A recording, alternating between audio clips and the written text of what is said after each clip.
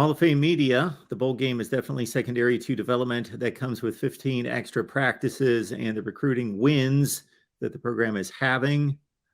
We still have a top, 7 class we're talking about in the nation. So, that should be the one thing. It would be one thing having experienced, Jason, the season that this program has experienced, not just 6-6, but a few of the efforts have been pretty ugly mid-season. Now they bounced back in regards to an effort and competitive standpoint since then. But if this was the 27th recruiting class in the nation, then I think we would really have a situation on our hands. Yeah, no, you're exactly right, Mark. And I think Oklahoma's at number 8 right now in the recruiting rankings. But I think if they're able to get some of the guys that we've talked about here, then they certainly could make their way up into the top 5. But no, yeah, I agree. I mean, I think there was a point in the season where just for a variety of different things, different reasons, obviously the quarterback situation was a big part of what happened, in Texas, at least offensively. Defensively, it's just kind of been up and down. This is a team that wasn't really able to play complementary football at all this year.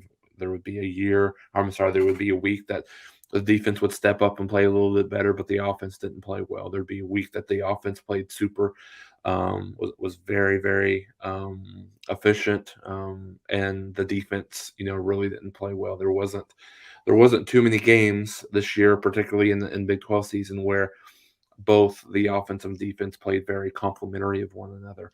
But having said that,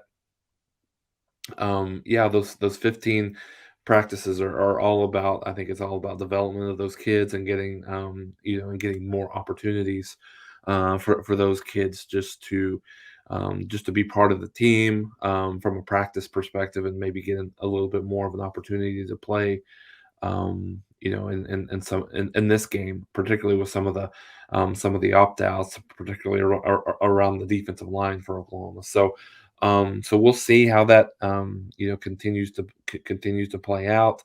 But Oklahoma, I think, is recruiting well. I think they're recruiting differently. I think they're recruiting in such a way, Mark, that I mean, and James hit on it with Oklahoma going to the SEC, um, potentially in a couple of years now. I don't know if you saw that, but Brett McMurphy had said there's talks about specifically Oklahoma and Texas maybe going to the SEC in 2024 as opposed to 25. Serious talks, I think, at this point. But